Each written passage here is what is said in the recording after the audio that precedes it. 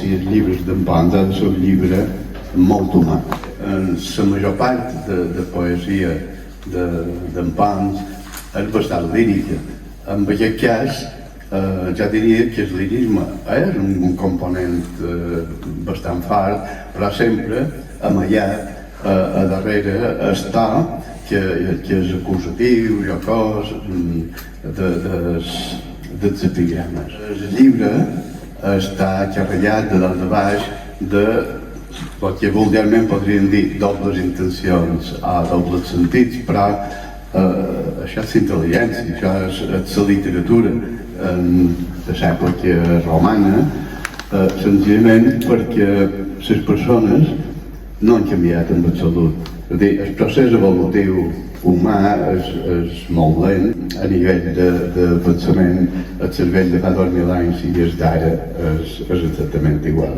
Descriu d'una manera diferent les dones dels homes. És a dir, les dones es veu quasi sempre com a perverses o molt proclius a l'engany, però els homes tots són estúpids o prepotents. És a dir que no perdona absolutament ningú. Si ha de fer assenyala amb el dit les injustícies, els abusos, les prepotències, les baixeses i també les passions, les necessitats espirituals i tot. Humà només, jo crec que conceptualment és una perllongació de l'obra anterior d'en Pons. Són llibres cosins amb aquell que va escriure, que és el rastre blau de les formigues. En el sentit que tots dos aporten sempre reflexions profundes. Clar, el rastre blau de les formigues no és poesia, i en aquest cas, en Humà només, ens trobem que són poemes. Amb aquest llibre jo he volgut fer una cosa que és el que he fet sempre quan era missioner, perquè jo no era professor, era missioner, convertia infidels. Un dels que vaig convertir és el Llorenç, que és del meu poble, i mirau si el vaig convertir bé, que ha vingut a viure a Manacor, va casar aquí, mirau si ho vaig fer bé de professor. Però quan donava literatura medieval, jo volia fer veure en aquells al·lots, amb els textos que llegíem, que han progressat molt, científicament, tecnològicament, però humanament continuam essent exactament igual que fa 20 segles. Tenim les mateixes passions, les mateixes baixes passions, les passions negatives, els vicis, i en aquest sentit crec que sí, ara hi ha més cultura, diuen, però com a raça, com a espècie humana, continuam cometent els mateixos errors que hi havia abans. I el llibre vol ratllar d'això i vol demostrar això. La guerra, la violència, la crueltat. Clar, si jo parlo d'un poeta romà del segle I, havia de fer epigrames. I tant com més breus, tant com més curts, millors. Perquè una paraula també essencial per jo en la meva vida és la paraula essencialitat. I jo crec que la saviesa d'una persona, amb els anys, és arribar a descobrir què és essencial i què és superflu. I aquí, a l'epigrama, no hi ha de sobrar res, però tampoc hi ha de faltar res. Hi ha un epigrama que és un dístic, que es diu un dístic llatí, són 2 versos, i es diu poètica i diu: tros de vida esculpit musicalment amb mots, i per jo un poema és això, és un tros de vida que l'esculpim, en feim una obra d'art, musicalment en paraules. L'epigrama ideal ho diu tot en un vers.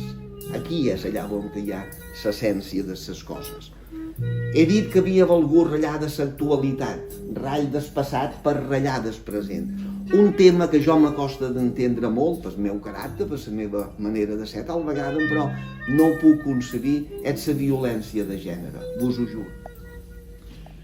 Cornèlia em conta farta d'impotència, que arriba tard, begut, fa rots i sua, i la despert i fa pudor i li diu: calla i no ploris que t'agrada, puta! Ple de bevera i agra mala llet, li obre les cames i l'envest i riu, i ella vol ni el pot suportar més. Fàbia és un neci, un mal parit, un bord, ja l'he avisat que si li ho torna a fer, el mataré i amb un viril menyspreu daré el seu membre mutilat als corps. Fins i tot a un poema meu d'estigma me vaig definir dient: no puc ésser ni soc més que literatura. La literatura ha estat la gran passió de la meva vida.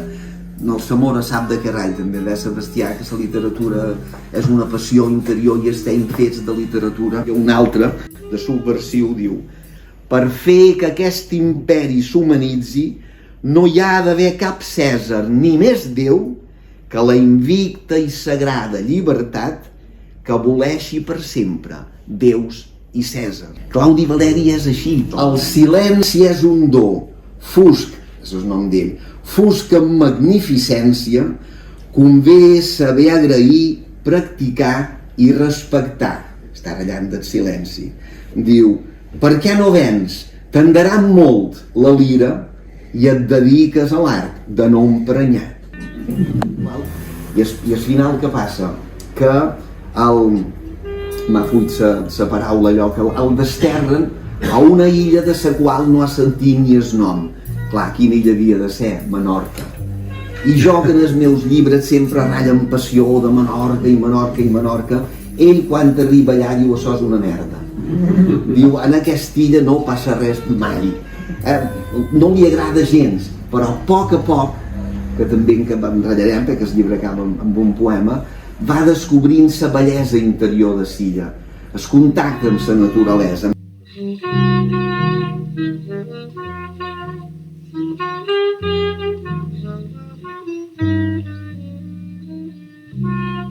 Espina que ets intel·ligent i que t'agrada la filosofia, però home com sóc saps que no puc atendre a la vegada dues coses i em despist, descol·loc i perd el tremp si mentre ho feim em parles d'Aristòtil.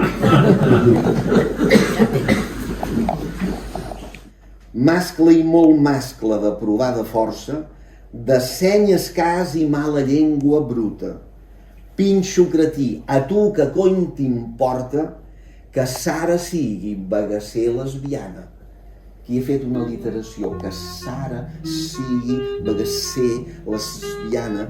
És que jo no sou gaire de poesia, la poesia funciona així, jugant amb la música és molt important, però jo m'encanta que ell sigui capaç d'enfrontar-se amb tio i li digui: a tu que cony t'importa que la Sara sigui lesbiana.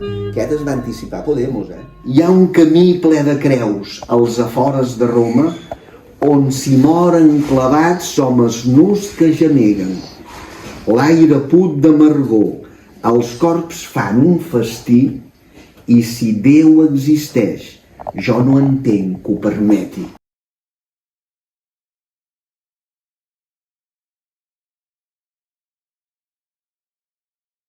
Borges deia que la teologia és una branca de la ciència-ficció. I això té molta gràcia, no? És intel·ligent, la teologia és una branca de la ciència-ficció, però hi ha més cosa, me sembla jo. I ell ratlla de Silesius, i la frase és, diu: si cerques Déu, vol dir que l'has trobat.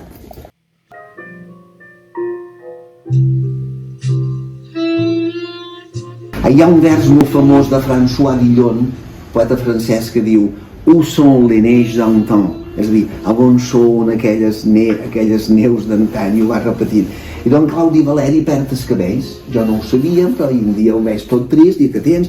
Diu que aquest calp i no lligaré tant.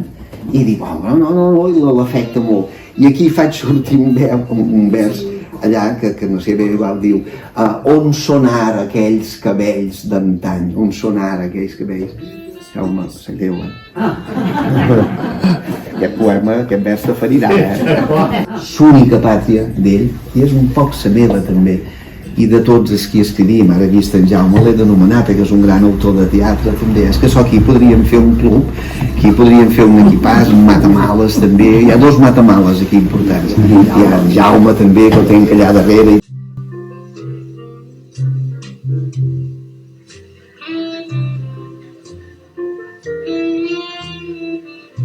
Família pobra, però vella i mare, té ànima, esperit, quan la coneixes i habites aquesta illa, t'enamora. I s'acaba.